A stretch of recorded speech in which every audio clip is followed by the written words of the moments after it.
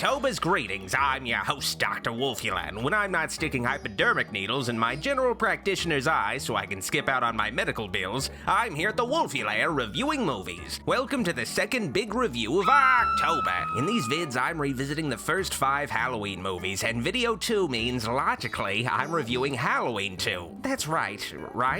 The number 2 is the second one, correct? God, I am just terrible at math. Oh well, I'm just gonna have to go with my gut here. Following its release, the original Halloween became the most financially successful independent film of its time, and was annually re-released in theaters in the years to follow. All this success on a low budget gave rise to copycat films, a couple of which even involved Jamie Lee Curtis. A sequel to Halloween seemed more than likely, and Halloween 2 was released just 3 years after the original film in 1981, with participation from the original cast and the begrudging participation of John Carpenter. Erwin Yablans had Carpenter by the balls when Carpenter went forward with The Fog without Yablans' once agreed upon participation. An eventual lawsuit was settled, meaning Carpenter could make The Fog with another production company, but a Halloween sequel had to happen, and Carpenter, under pressure, decided to remain creatively involved, even though he didn't feel that there was any story left to tell after the first film. Originally, the premise of Halloween 2 was going to be Laurie Strode's life 3 years later, living in a high-rise apartment in her 20s, and Michael Myers eventually tracks her down, but this changed when first-time director Rick Rosenthal was brought on to helm the project and suggested that it take place immediately where the first film left off. And after days drunkenly slumped over a typewriter hammering out the script, Carpenter's screenplay did just that. Halloween 2 opens on the Doyle house with the song Mr. Sandman by the Chordettes playing, a song forever linked to the Halloween series. The use of the song is an early example of ironically playing an upbeat piece of music in a dark situation. Mr. Sandman, a 50s pop song, immediately gets across the small-town innocence of Haddonfield, a simple place time forgot, which is juxtaposed with the deadly, uncharacteristic situation Laurie is faced with. The recap of the original film naturally uses footage from the original film, but with a nice touch of showing Michael shot off the balcony from a different angle, seamlessly woven in. It gives this impression from the very beginning that this isn't really a sequel. This is actually a second half of the original Halloween that got cut out, and we're just now seeing all this extra footage. As a matter of fact, it was. Keeping with the consistency, of course, Donald Pleasance is still playing Dr. Loomis. It'd be really strange if Loomis was suddenly Christopher Lee as planned in the first flick. Loomis examines the imprint Michael left in the grass after falling like this is a Looney Tunes cartoon or something. Been trick-or-treated to death tonight. You don't know what death is. Dr. Loomis continues his Halloween hunt of Michael, likely planning to hit Michael over the head with a comically large mallet. Much like the original film, Halloween 2 opens with an intro sequence of a jack-o'-lantern scored by Carpenter, but unlike the original, the pumpkin opens up as it approaches the audience, revealing a skull inside. Oh, it's like a Kinder Egg, a little surprise inside. Of course, this intro is alluded to with Halloween 2's poster campaign, a skull superimposed over a pumpkin, hinting that this would be a darker, more violent film than the first, and trust me, it is. Carpenter's score for this film, arranged along with composer Alan Howarth, is mostly just variations of the original film's music that leans further into the electronic sound of Carpenter's subsequent films with a synthesizer organ instead of a piano. The score has a deeper bass noise to it that rhythmically sounds like an old-school gothic arrangement done electronically and blended with an 8-bit video game cover of the original movie's music. Considering this movie still takes place in 1978, the music doesn't quite fit in with the setting, but it suits Michael as a character, who definitely doesn't belong in the town of Haddonfield himself. The score has much more sinister purpose behind it. Unlike in the original film, where Michael was just a figure hiding in the shadows with no motivation, Michael in this film has an end goal he's trying to reach before the night is over, so the score is a lot more rushed and energetic. The early scenes of Halloween 2 chiefly concern Michael and Dr. Loomis resetting themselves for this film. Dr. Loomis, of course, needs to latch on to some cops again, all while looking totally sane in the process. I shot him in the heart! Loomis seemed like he was handling the situation pretty calmly up to this point. Does Sheriff Brackett just make him nervous or something? Come on. I shot him 6 times! But wait a second. In the original movie, Loomis does shoot Michael 6 times, but in this movie, Loomis shoots Michael 7 times, despite that being impossible since he uses a revolver, but he still says that he shot Michael 6 times. Come on. I shot him 6 times! I guess the editors of Halloween 2 don't know how to count just like me. From here, Michael lays low in first-person stealth mode so he can regenerate his health bar and bounce back into third-person killing mode by sneaking into the Elrod residence, where Mrs. Elrod is preparing ham sandwiches at like midnight for some reason. Weird. Are you asleep again? Michael swipes the knife, but makes sure to put some ketchup on the Elrod's ham. There comes one of them now. Got it. What a nice guy. The next-door neighbor, Alice, hears Mrs. Elrod's screams of joy and then jumps to the conclusion that it must be totally warranted domestic abuse. His wife's always picking on him. He probably got angry and decided to start beating her. Disgraceful, making excuses for domestic violence. Luckily, Michael's around to correct Alice's backwards worldview. I just want to point something out. Alice hears on the radio that the bodies of Michael's previous victims have been found. To repeat, 3 teenagers have been found murdered in a house in the northwest section of Haddonfield. But they aren't actually found until later in the story. Across the street from the Doyle house, 3 kids. I mean, it's only been a couple minutes since Michael left the Doyle house, and the news is already reporting on the police finding a bunch of corpses at the Wallace house across the street? This leads me to believe that the scene with Michael's first killing was supposed to happen later in the film, but Carpenter rearranged the order of scenes so a kill could happen as soon as possible. It sort of is a bit of a statement on this sequel's change of philosophy from the first film. Instead of more careful pacing to build up suspense, this movie speeds things up while potentially disrupting continuity and the logical framework of the film. This was one of the main points of contention between director Rick Rosenthal and John Carpenter. Rosenthal wanted the pacing of Halloween 2 to match the originals, but ultimately, Carpenter had creative control in post-production. More on that later. Well, Laurie emerges via stretcher from the Doyle house, no thanks to Dr. Loomis, who left a traumatized and injured 17-year-old girl alone. Jamie Lee Curtis, of course, returned as Laurie, wearing the best wig 80s horror movie money could buy, which isn't good, apparently. Get used to seeing Jamie Lee Curtis horizontal in this movie, because she does a lot of lying on her back in this role, and not in the fun way. So, what's Loomis's role in the film? Well, unfortunately, he's set on a wild goose chase that can keep him within the story, but occupy his time in such a way where he serves his same purpose in the original movie, unable to be proactive until the end of the sequel. You let him out.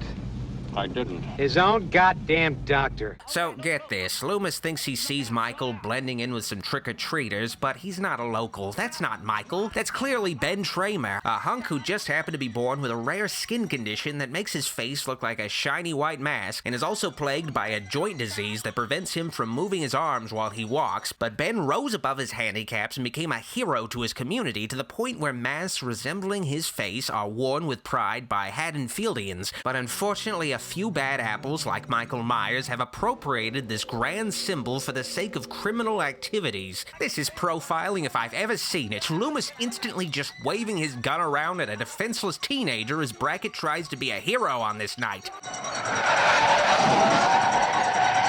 Oh dear God, no! This is such a senseless tragedy for Haddonfield. Laurie never even got to tell Ben that she loved him, but honestly, what teenage girl or even boy didn't have a crush on Ben Tramer? There was a clock in Haddonfield Town Square counting down to when Ben Tramer would turn 18. Dear fucking God, I can't believe he's really gone.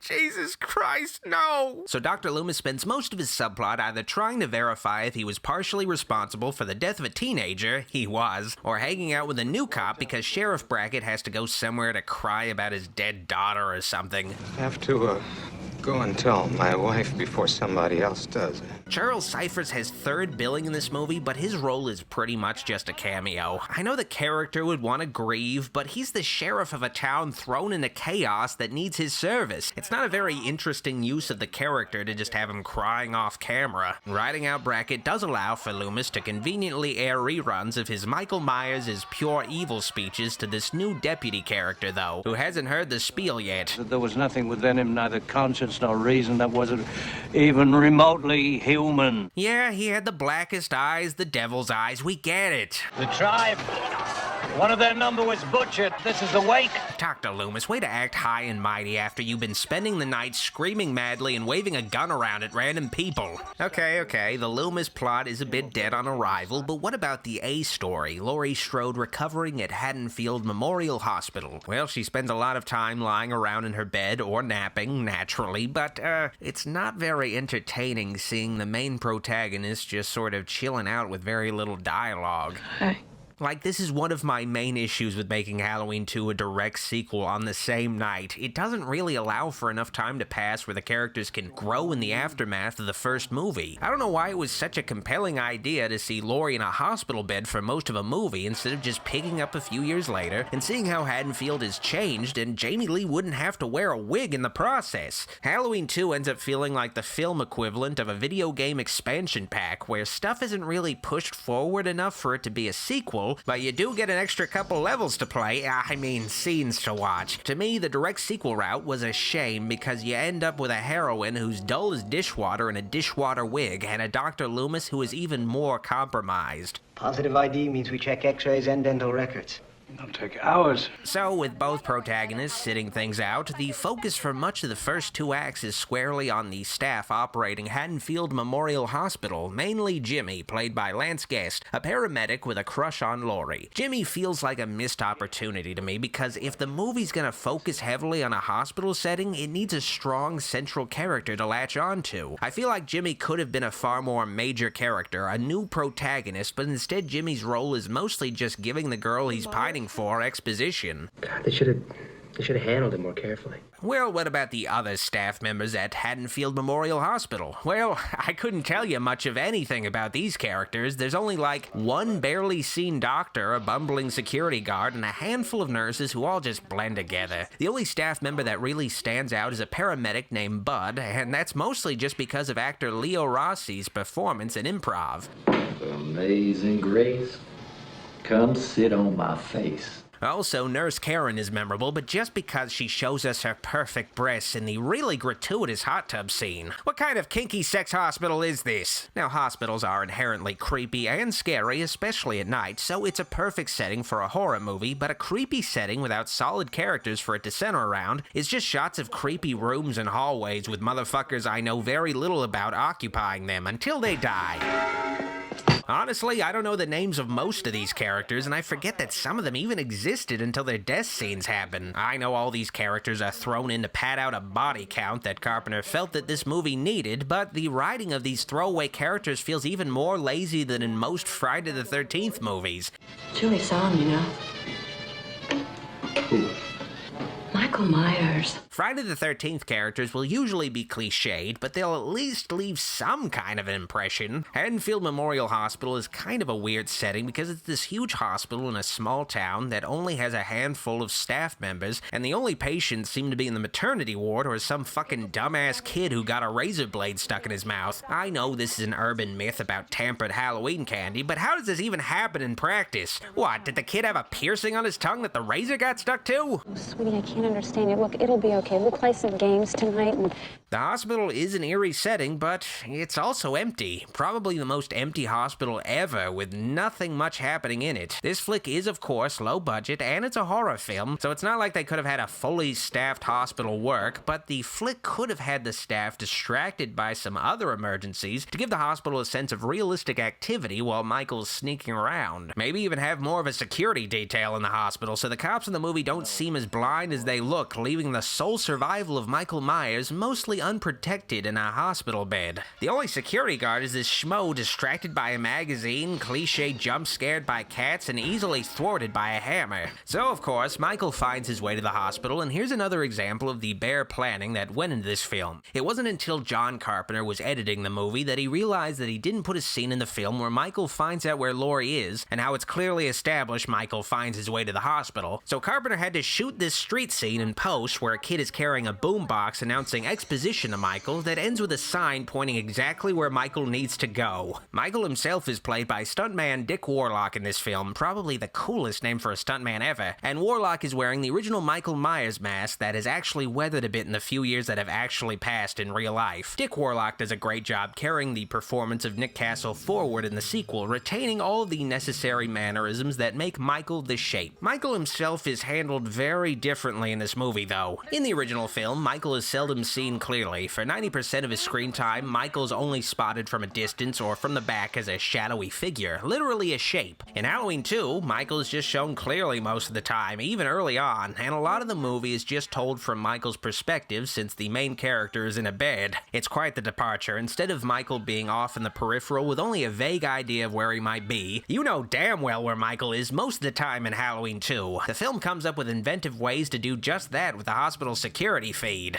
Halloween 2 is more about the kills, less the suspense, but that wasn't the original intention. Rick Rosenthal, the director, wanted the sequel to show less of the bloodshed like the original, but John Carpenter looked at all the competing slasher films in the intervening years and felt Halloween 2 needed gore to be a hit on top of the higher overall body count. So Carpenter shot more grisly gore scenes in reshoots himself, just for the sake of it. Stuff like close-ups of Dr. Mixter's eye with a hypodermic needle sticking out of it stand out as a little gimmicky. You can even tell what stuff was part of reshoots too because of inconsistencies, like at the start of Nurse Karen's drowning death, she has the towel wrapped around her chest, but when Michael takes her out of the scalding hot tub, it's wrapped around her waist. Did Carpenter really need to show the titties of a burn victim at the expense of continuity? Now, Halloween 2's gore is good, and I like gore. I'm a Friday the 13th fan, but I don't think every horror flick needs graphic violence, even slasher movies. The original Halloween got on just fine with suspense. I feel like Halloween 2 should have gone against the grain and just did its own thing instead of trying to outdo the imitators exclusively in the violence department. You know, just to set a better example of what a horror sequel could be. Now, I have mixed feelings about the violence and matter-of-fact way Michael is shot in the movie, but overall, Halloween 2 looks great. The visuals are probably the movie's greatest strength, and why this film is the favorite of most Halloween fans. Why does the sequel look so great? Well, the original film cinematographer, Dean Cundey, returned for this sequel against all reason. Cundey was offered to be cinematographer for Poltergeist, but did Halloween 2 just out of loyalty to his boy Carpenter. Damn, they must be close. Cundey's participation is plain as day in this movie, even though it all takes place at night. The film is gorgeous to look at and visually consistent with the original. The atmosphere of the hospital interiors are really great. A little bit of lighting and a lot of shadows go a long way to create a chilling, claustrophobic atmosphere even in such a huge building. On a bit of a tangent, I really do feel bad for Dean Cundey. He had a great career working with Carpenter, and then with Zemeckis on stuff like Back to the Future and even Spielberg on Jurassic Park, but then he eventually did the Flintstones movie and Flubber and Looney Tunes Back in Action and Garfield and Scooby-Doo the Curse of the Lake Monster and Jack and Jill. Oh, Jesus Christ. This is just really sad. Now, before I chat about Halloween 2's literally explosive finale, I gotta chat about this film's twist, something that has had a huge impact on all the subsequent flicks. This is Dana Carvey's first film. He appears in a minor role. Now, Dana Carvey, of course, went on to work closely with Mike Myers, the Austin Powers guy, further confirming my suspicions of a conspiracy. Also this film reveals that Laurie is Michael's long-lost baby sister. I told you. I'm not your mother. To me, that twist really wasn't necessary. It doesn't affect the movie all that much. According to Carpenter, he came up with the twist due to writer's block, and I guess it was the only way he felt the film could have more of a story or some kind of surprising revelation that could spice things up, adding a personal connection between Michael and Laurie. The family connection isn't really dwelt on much at all, though. It's just kind of thrown out there in the movie. The twist comes with the major drawback of giving Michael Myers, the personification of pure evil, an actual motivation for his killings, wiping out his family, a formula many of the sequels would follow unquestioningly. This premise doesn't necessarily come from nowhere, though. Loomis finds the word Samhain written in blood at a school, which Loomis mispronounces as Samhain. Samhain. It means the Lord of the Dead. Common mistake, but Loomis does have a monologue acting like he knows all about Samhain. Samhain isn't evil spirits. It isn't goblins, ghosts, or witches. Now, Carpenter maybe got the idea for this mostly throwaway Samhain stuff from the novelization of the original film, which added more backstory to Michael and implied more of an ancient supernatural reason for Michael's killings, linked to the Gaelic festival of Samhain, the original Halloween. Michael is supposedly cursed to kill and is apparently immortal, doomed to slay his family for all eternity, something the next 3 Michael Myers films really leaned into. Halloween 2 keeps all of these revelations subtle, but they had some serious consequences when the story of Michael Myers was eventually picked up later with some creative dead ends and wacky plot lines. The twist kind of feels tacky to me, complicating the simple ambiguity of the original film's concept for Michael. Well, Marion Chambers re-enters the story when it's time to have Dr. Loomis actually do stuff that moves the plot forward, and after Loomis is told by Nurse Chambers that Laurie and Michael are related, That girl, that Strode girl, that's Michael Myers' sister. it finally occurs to Loomis that he should probably check up on that teenage girl he abandoned. And with a U.S. Marshal at gunpoint, the trio returns to the hospital to save Laurie, who is dying in the parking lot. Well, it's the thought that counts. Of course, Laurie and Loomis do reunite, and Michael makes quite the entrance, walking through a glass door just to end up walking straight towards the guy who's been shooting him all night. Okay, now Michael's not even trying to look like he's actually dead. He stopped breathing! Well, it still tricked this dumb motherfucker. Michael has Loomis and Laurie cornered in an operating theater, but the doc has a surprise for him. Aw, the seemingly infinite amount of bullets in Loomis's gun have run out conveniently. Of course, Laurie herself is strapped and gives Michael a couple more nostrils in his fucking head. Okay, now I've never understood this. So, Laurie shoots Michael in the eyes, but without actually hitting his eyes. The blood is coming from Michael's forehead underneath his mask. How did that happen? That doesn't make sense. Well, it looks cool. I guess that's all that matters. As Loomis releases ether, Michael swings his scalpel at the air like a fucking spaz, and the doctor blows them both up. Of course, Michael's wearing a flame-retardant suit. Didn't count on that, but Michael decides to play dead one more time. Carpenter wrote this ending as a way to conclude the story of Michael Myers, but if only he knew that, whether he liked it or not, even he couldn't kill the boogeyman he let loose on the world. Now, before we wrap things up, let's talk a bit about the TV cut of Halloween 2. This is very different from the original cut, of course removing violence, nudity, and strong language. Amazing Grace, come show me your face. In some ways, it's closer to the original film, but some of the censorship of cursing is silly. Julie's full of sugar. You don't have to swear, bud. And there are some really jarring edits of the TV version. Stop it! You're ignorant. To make up for less graphic content, the TV cut reinserts deleted scenes that mostly give the hospital staff more time to shine so you can actually get to know them more before they die, which is good, but a lot of death scenes aren't even shown at all. The biggest difference between the TV cut and the theatrical version is that it explains what happened to Jimmy, which I'm sure everybody is wondering. In the theatrical version, Jimmy slips on Miss Alvis's drained blood and then later seemingly succumbs to a concussion while trying to drive away from the hospital, keeping his fate unknown and writing him out of the rest of the story. The TV cut has Jimmy instead slip from the shock of the explosion, and at the end, it's revealed that Jimmy has survived along with Laurie, the two lovers together in the ambulance being taken to some non-exploded hospital. Honestly, the TV cut's ending feels hokey as a conclusion. I would have preferred Jimmy having an actual participation in the finale instead of either being written out or just thrown in at the end. The TV cut is a different experience, but it's very flawed, and I can only recommend it to hardcore Halloween fans.